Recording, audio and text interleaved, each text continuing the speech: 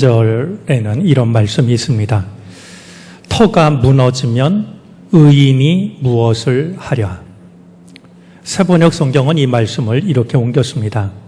기초가 바닥부터 흔들리는 이 마당에 의인인들 무엇을 할 수 있겠는가? 기초가 바닥부터 흔들리는 이 시대에 아무리 의인이라 할지라도 무엇을 할 수 있겠는가 묻고 있습니다. 잠잠해지는가 싶었던 코로나 바이러스가 다시 재확산 기미를 보이고 있습니다.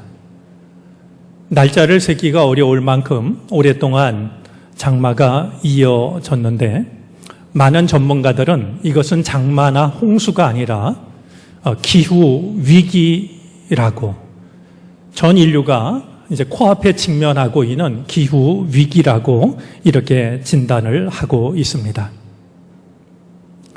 터가 무너지는, 그동안 안전하다라고 생각했던 우리들의 기초가 무너지는 이 세상 속에서 오늘도 주님의 날을 맞아서 우리는 예배하러 한자리에 모였습니다. 주님께서 우리들의 마음을 헤아리시고 이 땅을 살아가는 우리에게 꼭 필요한 한 올의 은총을 허락해 주시기를 바랍니다. 혹시 우생마사라는 말을 들어보셨는지 모르겠습니다. 말이 어렵게 들릴지 몰라도 아주 단순한 말입니다. 우생마사라는 말은 소는 살고 말은 죽는다라는 그런 뜻입니다. 이번 홍수에 섬진강에서는 그 소와 관련된 일들이 제법 있었는데요. 그 중에 소 한 마리가 무인도에서 구조되는 일이 있었습니다. 보니까 이 소는 67km를 떠내려갔습니다. 불어난 물에 떠내려갔고 또 바다를 건너가고, 그래서 어딘지도 모르는 무인도에 이제 착륙을 했는데 그곳에 소가 있다라는 이야기를 듣고 구조를 하게 되었던 것이죠. 우생마사라는 말은 바로 그런 것에서 비롯된 말인데요. 소와 말 중에서요, 사실은 말이 수영을 훨씬 더 잘한답니다. 근데 왜 물에 빠지면 말은 죽고 소는 사는 것일까요? 말은 자기 힘을 믿고 물살을 거슬러 오르다가 기운이 다 빠져서 죽고 만다는 겁니다. 근데 소는 그냥 물살에 순응하면서 떠내려가다가 말이죠, 어디든지 물살을 타고 가다가 마침내 구조가 된다라는 겁니다. 우리가 정말 어려운 시기를 보내고 있는데 이 우생마사라는 말이 우리 믿음에도 적용이 되었으면 좋겠습니다. 내 경험 혹은 내 능력, 내 판단, 그것을 믿고 이 기초가 무너지는 이 세상을 헤쳐나가는 것이 아니라 내 모든 삶을 하나님께 맡기고 하나님이 나를 어디로 이끄시든지 주의 이끄심을 따를 수 있는 마음을 가지고 있다라고 하면 분명히 주님께서는 우리를 지키시고 복된 곳으로 우리를 인도해 주실 줄로 압니다. 살아가다 보면 사람이 참 아름답다라고 여겨질 때도 있고 그 반대로 여겨질 때도 있습니다. 여러분은 언제 사람이 아름답다고 여겨지시는지요? 아마 타이타닉이라는 영화를 잘 알고 계실 겁니다. 우리 당시 인간의 가장 뛰어난 기술이 모였다라고 하는 초호화 유람선인 타이타닉이 1912년 4월 14일 날 영국을 떠나서 미국으로 향하게 되는데요. 그만 빙산을 들이받아서 이 배가 침몰하는 이런 이제 큰 사고가 있었습니다. 당시 그 희생자가 1,517명에 해당이 될 만큼 큰 재난 사고였었죠. 이것을 영화화한 것이 바로 타이타닉이라는 영화인데요. 영화에 보면 참 인상 깊은 장면이 여럿 나옵니다. 빙산에 부딪혀서 바닷물이 들어오고 배가 가라앉는 순간 가장 먼저 여자들과 어린 아이를 구명정에 태우는 모습을 볼 수 있었습니다. 내가 살겠다고 기운 센 사람이 구명정을 차지한 게 아니라 가장 먼저 여성들과 아이들을 먼저 태웠던 이런 장면도 있고요. 책임감 때문이었겠죠. 선장은 가라앉는 배와 끝까지 키를 놓지 않고 함께 가라앉습니다. 제게 가장 인상 깊었던 장면은 이제 배가 가라앉는 그 순간에 갑판 위에서 연주를 했던 8명의 연주자입니다. 그들도 처음에는 이제 살 길을 찾아서 우왕좌왕했습니다. 그런데 8명 중에 단장이었던 하틀리라는 이가 이제 악기를 꺼내가지고 연주를 하기 시작하자 걸음을 돌려서 모여들기 시작을 합니다. 그리고 생사의 갈림길에서 우왕좌왕하는 그들을 위해서 연주를 하기 시작을 하죠. 8명의 단원 중에서 생존자는 단 한 사람도 없었습니다. 겨우 시신을 수습한 사람이 하틀러라는 단장이었는데요. 그가 장례를 치를 때, 그의 고향 잉글랜드에 장례를 치를 때 장례식에는 4만 명의 인파가 모여서 그의 죽음을 애도했다라고 그럽니다. 영화 속에서 이 단장이었던 하틀리가 마지막으로 남긴 말은 이런 말이었습니다. 오늘 밤의 연주는 제게 특권이었습니다.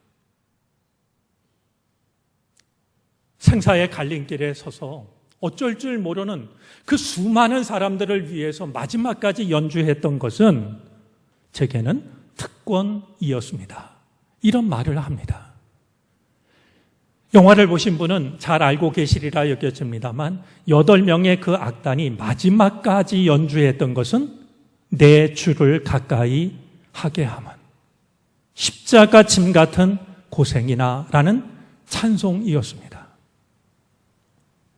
죽음의 위협 앞에서 당황하는 그 수많은 사람들에게 그들은 갑판 위에 자신들이 물에 잠기는 그 순간까지 찬송가를 연주하는 선택을 했던 것이죠.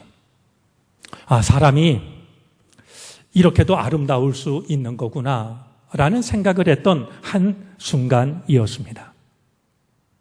사람이 아름다워 보이는 일은 이렇게 거창하거나 어떤 대단한 일을 통해서만은 아닙니다. 얼마든지 내가 가질 수 있는 것을 누군가에게 양보할 때, 혹은 이제 내가 문을 열고 들어가려고 하다가 내 뒤에 오는 누군가를 보고 문을 붙잡아 줄 때, 저는 가끔 목양실에 앉아서 이렇게 교우들이 예배당을 오가는 모습을 보게 되는데요. 누군가 한 교우가 예배당 마당에 쓰러져 있는 휴지를 줍는 모습을 보게 될 때, 일부러 찾아와서 예배당 마당에 있는 풀을 뽑는 모습을 보게 될 때, 참 아름답다. 참 아름답고 귀한 믿음이다. 이런 생각을 하게 됩니다. 어쩌면 우리가 신앙인으로 살아간다라고 하는 것은 조금 단순하게 이야기를 하자면 아름다운 사람으로 살아가는 것 아닐까요? 예수님께서 너희는 세상의 소금이다 빛이다 라고 말씀하셨는데 이 말씀을 교회 밖에 있는 사람들이 이해하도록 번역을 하자면 혹시 이런 거 아닐까요? 너희는 향기로운 존재가 되어야 된다. 아마도 주님의 그 말씀은 이런 의미를 담고 있는지도 모릅니다. 세상에 악취를 풍기지 말고 향기를 풍기렴. 세상에 어둠을 보태지 말고 빛을 나누렴.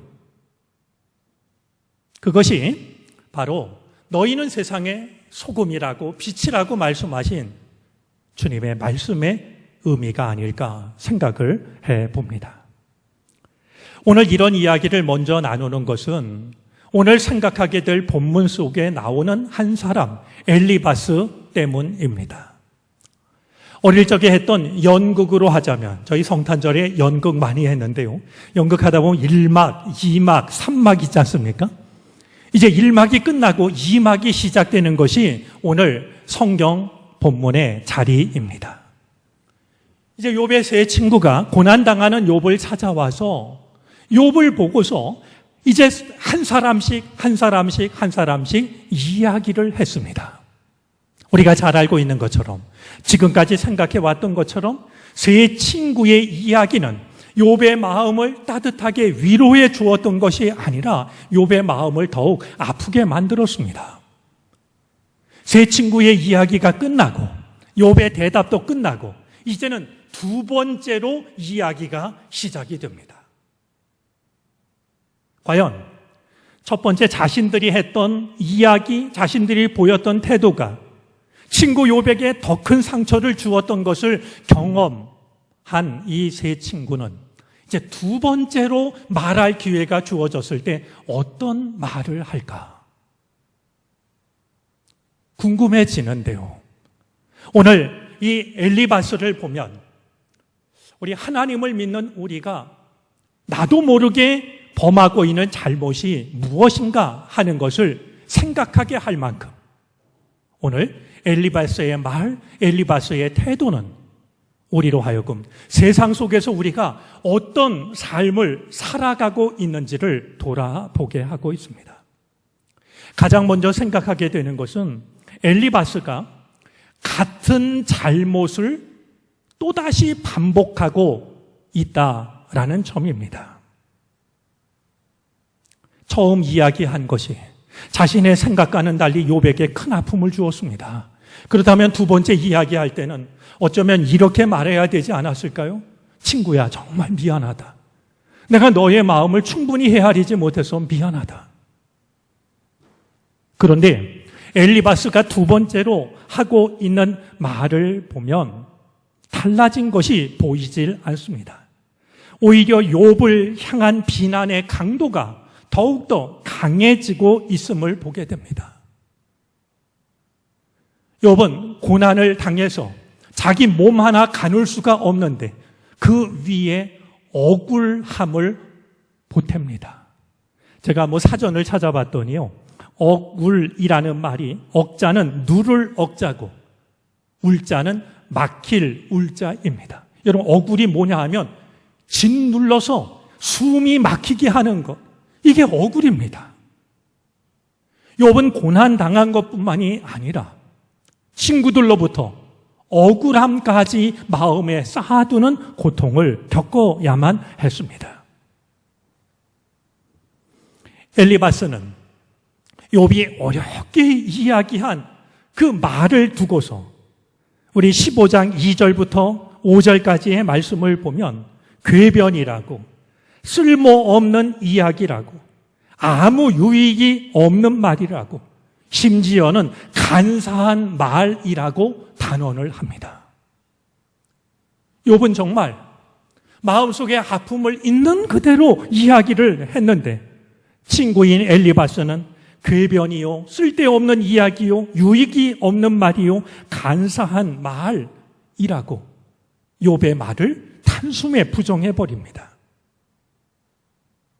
12절 말씀에 보면 욥의 태도를 두고 건방지다라고 책망을 합니다. 사실 그런 경험이 있는지 모르겠습니다만 내 마음이 힘들 때 아무도 내가 하는 말에 귀를 기울이는 사람이 아무도 없다라는 것, 내가 하는 말을 믿어주는 사람이 아무도 없다라는 것만큼 고통스러운 일이 어디 있겠습니까? 내가 당하는 아픔보다도 내가 하는 말을 귀 기울여 들어주는 사람이 없고 내 말을 믿어주는 사람이 없다라고 하는 것, 그것은 내가 겪는 그 어떤 아픔보다도 나를 더 아프게 하는 일이 되고 맙니다. 우리는 인간입니다. 누구나 실수할 수 있습니다. 그러나 그 실수를 반복하는 것은 다른 일입니다. 어거스틴은 이런 말을 남겼습니다. 실수하는 것은 인간적이지만 실수를 반복하는 것은 악마의 근성이다. 실수하는 건 누구나 할 수 있는 인간적인 일이지만 그것을 반복하는 것은 악마의 근성에서 나온 것이라고. 이렇게 우리를 돌아보게 합니다. 잠언 26장 11절에 이런 말씀이 있습니다. 개가 그 토한 것을 도로 먹는 것 같이 미련한 자는 그 미련한 것을 거듭 행하느니라. 오늘 엘리바스를 보면서 우리도 실수할 수 있지만 누군가의 마음을 아프게 할 수 있지만 그것을 반복하는 일은 우리에게 없게 되기를 바랍니다. 엘리바스의 모습 속에서 또 한 가지 돌아보고 싶은 게 있습니다. 엘리바스는 자신의 장점을 잘못된 일에 쓰고 있습니다. 엘리바스는 교리를 잘 알고 있었던 사람입니다. 신비 체험을 할 만큼 믿음이 깊은 사람이었습니다. 오늘 27절부터 35절까지의 말씀을 보면 얼마나 감수성이 뛰어난지, 그가 하는 언어적인 감각이 얼마나 빼어난지 하는 것을 보게 됩니다. 소위 말하는 언어의 마술사 같습니다.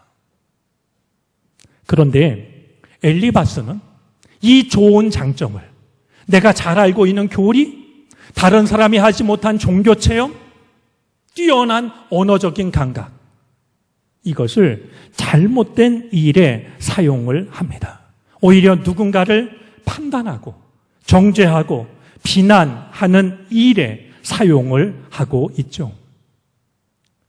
여러분, 우리는 믿지 않는 사람들이 가지고 있지 못한 좋은 장점을 가지고 있는 사람들입니다. 그 중에 하나, 빠뜨릴 수 없는 것이 있다면 하나님의 말씀일 겁니다. 우리는 하나님의 말씀을 알고 있습니다.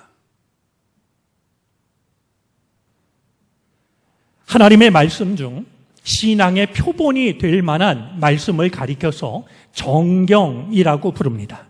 나중에 관심이 있는 분들은 외경, 위경 이런 것을 한번 찾아보셔도 좋을 것 같습니다.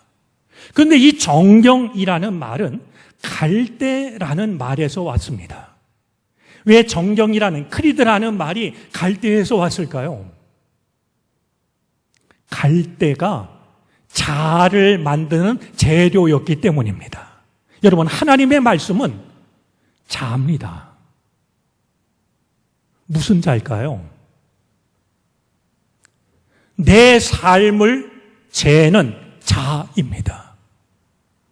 어떻게 살아야 올바른 것인지 잘못된 것인지를 잴 수 있는 도구입니다. 그런데 문제가 있습니다. 이 하나님의 말씀을 가지고 있는, 자를 가지고 있는 우리가 나를 재야 되는데 나를 재지 않고 자꾸만 다른 사람을 재려고 합니다.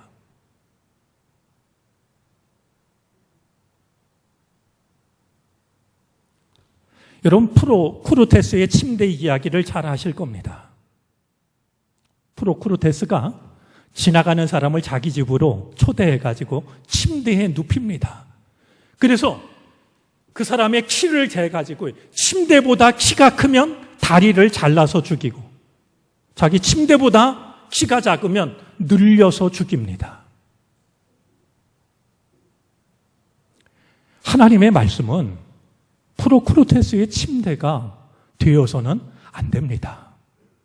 나를 재는, 지금 내 모습이 어떤지, 지금 내 믿음이 어떤지를 재는 일에 써야지.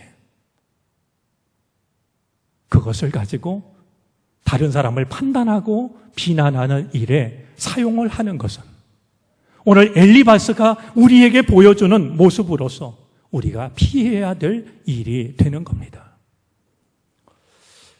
저는 책 신간이 나오면 어떤 책이 나왔나 좀 보고 마음에 좀 읽어야 되겠다 싶은 책이 있으면 주문을 하기도 합니다. 최근에 제가 대했던 책 제목 중에 재미난 제목이 있었습니다. 제목이 이랬습니다. 목사님을 칭찬하면 교회가 부흥된다. 이런 책을 사서 우리 교우들에게 나눠드리면 교회가 부흥될까라는 생각이 문득 지나갔습니다만, 우리가 서로를 조금만 이해하고 우리가 서로를 조금만 위로하고 우리가 서로를 조금만 칭찬할 수 있다면 우리의 가정이 달라지고 교회가 달라질 수 있는 거 아닐까요? 내가 가지고 있는 자아로 누군가를 재려고 하는 대신에 나를 먼저 돌아보고 오늘 엘리바스가 우리에게 보여주고 있는 것은 그는 교리도 잘 알고 신앙 체험도 깊고 매우 뛰어난 감수성을 가지고 있었음에도 불구하고 자신의 장점을 욥을 비난하는 일에 쓰고 있는 오늘 엘리바스의 모습을 통해서 우리에게 주신 소중한 것을 누군가를 위로하고 누군가를 살리는 일에 쓸 수 있는 우리 모두가 되어질 수 있었으면 좋겠습니다. 또 한 가지, 세 친구에게 공통적인 것이었는데요. 또 하나 엘리바스의 모습을 통해서 보게 되는 또 하나의 잘못은 어느새 그가 하나님처럼 말하고 있다는 사실입니다. 우리 15장 15절이 그것을 일러주는데요.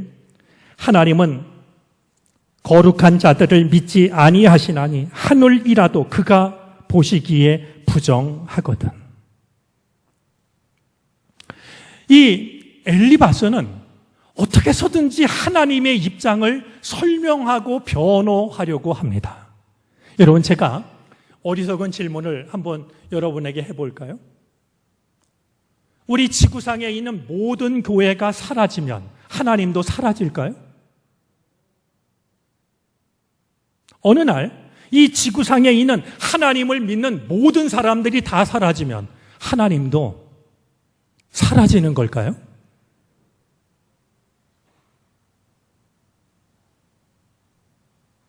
하나님은 우리의 찬양을 받으실 분이시지 우리의 변호를 받으실 분이 아닙니다. 우리가 하나님을 변호하지 않아도 하나님은 얼마든지 스스로 계시는 분입니다. 우리가 하나님을 변호하는 대신에 하나님의 뜻을 존중하며 살아갈 수만 있다면 우리가 하나님을 변호하지 않아도 하나님은 세상 속에서 영광과 존귀를 받으시게 됩니다. 오늘 이 엘리바스는 말이죠, 어떻게 해서든지 하나님을 설명하고 변호하려고 하고 있지만 그런 엘리바스 스스로가 어느샌지 하나님처럼 말하고 있다는 사실을 우리는 다시 한번 놓치지 말아야 할 것입니다. 오늘 성경 말씀은 이 엘리바스의 말이 끝난 뒤에 엘리바스의 말을 듣고 두 번째 말을 듣고 대답을 하고 있는 욥의 대답에 해당이 됩니다. 엘리바스의 말을 듣고 하는 욥의 대답을 들으면 듣기만 해도 마음이 덩달아 아플 만큼 괴로운 마음을 쏟아내고 있습니다. 마치 욥이 하는 이 말을 들으면 찬송가 395장 1절 가사가 나도 모르게 떠오릅니다. 395장 1절은 이런 고백으로 시작이 됩니다. 자비하신 예수여, 내가 사람 가운데 의지할이 없으니 슬픈 자가 됩니다.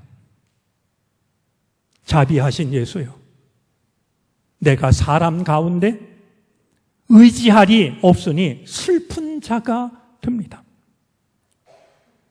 친구들이 했던 말은 욥에게 괴로움만 더할 뿐이었습니다. 우리 16장 2절과 3절 말씀을 보겠습니다. 제가 세번역으로 읽습니다. 그런 말은 전부터 많이 들었다. 나를 위로한다고 하지만 오히려 너희는 하나같이 나를 괴롭힐 뿐이다. 너희는 이런 헛된 소리를 끝도 없이 계속할 테냐?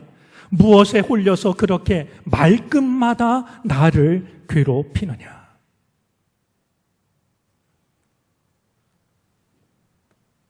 지금 욥은 누구 하나 의지할 존재가 보이지 않는 외로움 속에 빠져 있습니다. 오늘 본문 16장 20절입니다.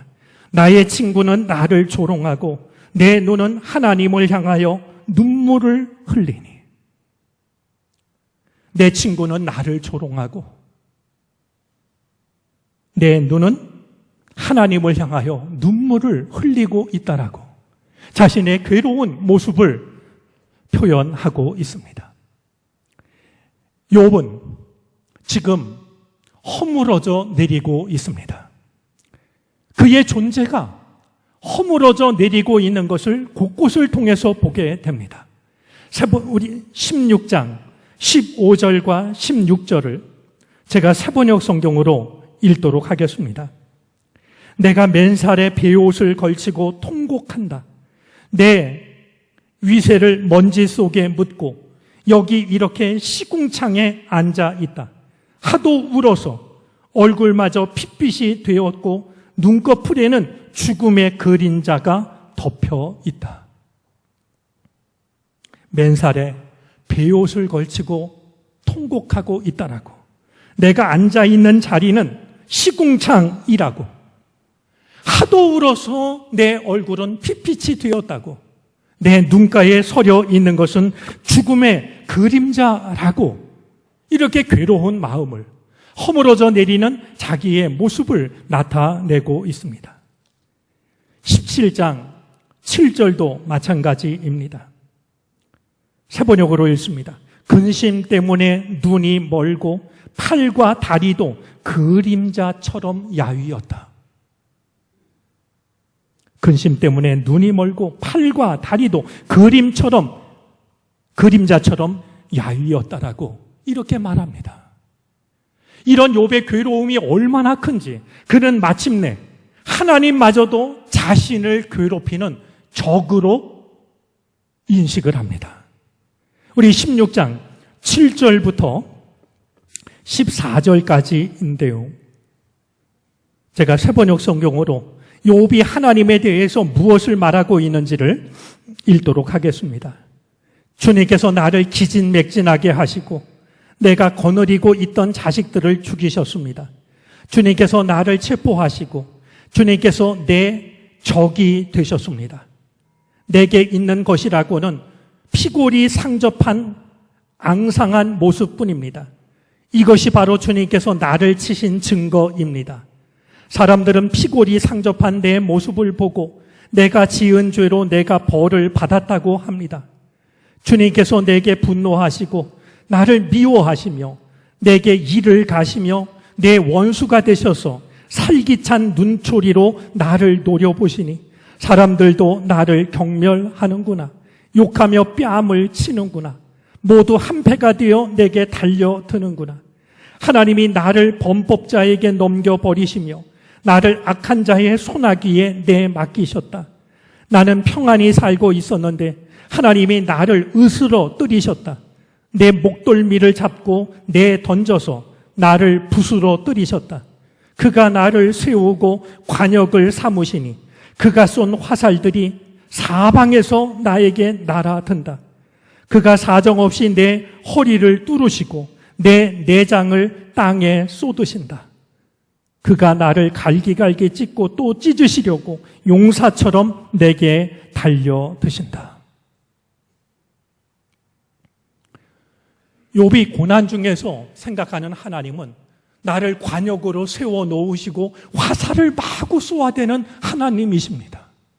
창자가 다 쏟아지는데도 화살 쏘기를 멈추지 않는 그런 하나님입니다. 욥의 모든 것이 다 무너지고 있음을 보게 됩니다. 자신의 삶이 허물어질 때 욥이 마지막으로 붙잡고 있는 것은 무엇이었을까요? 우리의 삶도 어느 누구도 원하지 않지만 속절없이 허물어질 때가 있습니다. 욥을 통해서 배워야 될, 내 삶이 허물어질 때 내가 끝까지 놓지 말아야 할 것이 있다면 그것은 무엇일까요? 삶이 허물어질 때에도 욥이 끝까지 포기하지 않았던 것은 하나님 앞에 서는 것이었습니다.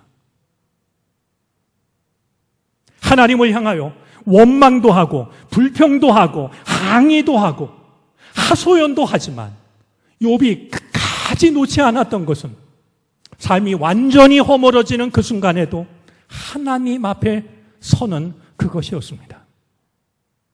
아마 욥은 이렇게 생각하고 있는지도 모릅니다. 맞아요. 나를 만드신 분은 하나님이십니다. 그러므로 나는 어떤 경우에도 하나님을 떠날 수가 없습니다. 욥이 그럴 수 있었던 이유는 무엇일까요?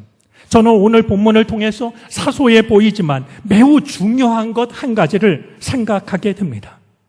욥이 자신의 삶이 허물어질 때에도 끝까지 하나님을 향할 수 있었던 것은 자기 자신 안에 자기 진실이 있었기 때문입니다. 오늘 성경 17절이 그것을 말씀하고 있습니다. 오늘 17절 말씀을 볼까요? 그러나 내 손에는 포악이 없고 나의 기도는 정결하리라. 모든 것이 다 허물어지는 순간에도 욥은 자기 자신을 들여다봅니다.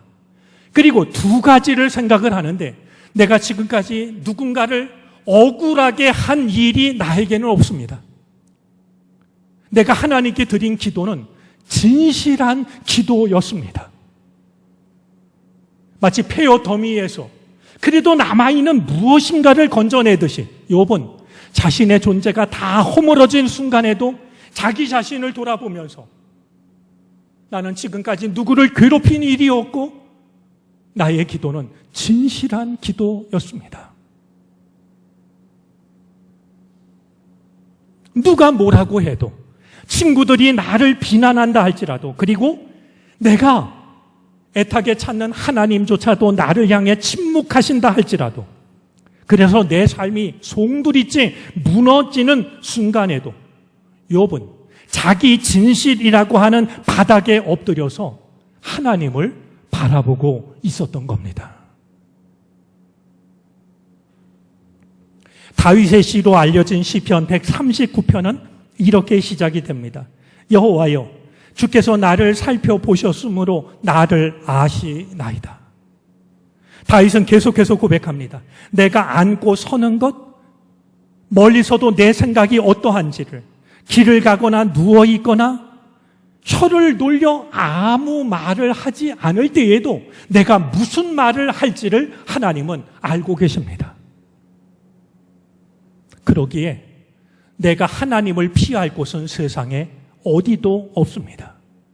하나님은 내가 어머니 태중에 만들어지기 전부터 내 형질을 맞추신 분이십니다.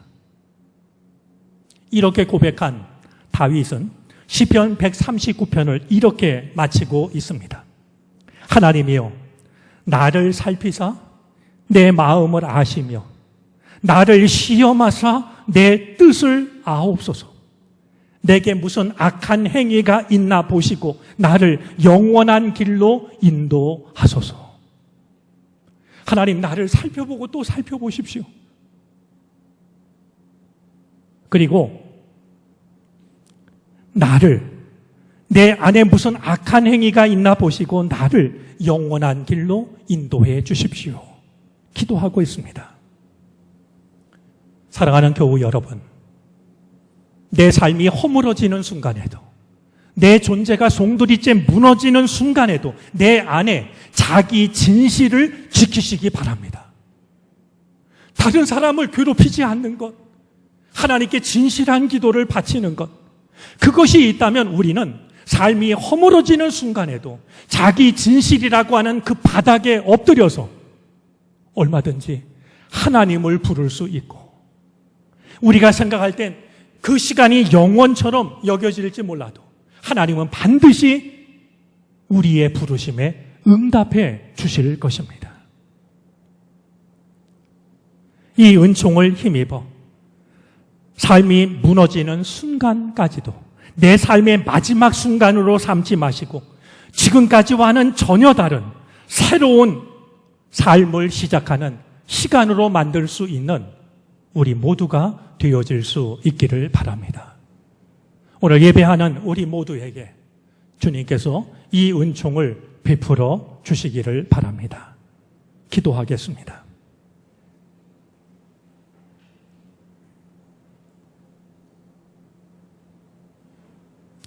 내 맘 아는 사람 내 곁에 없고 하나님마저 내 기도에 침묵하실 때에도, 그렇게 내 삶이 송두리째 허물어지는 순간에도 주여 내가 내 삶을 돌아보게 하여 주시사 내 안에 있는 진실을 찾아내게 해 주시기를 바라고 원합니다. 누군가를 억울하게 한 일이 우리의 삶 속에 없게 해 주시옵소서. 우리의 기도가 하나님 앞에 진실한 기도가 되게 해 주시옵소서. 그리하여 삶이 허물어지는 순간에도 주께 기도하게 하시고 그때 드린 기도가 주께 상달되게 해 주시옵소서. 거룩하신 주 예수 그리스도의 이름으로 기도를 드립니다. 아멘.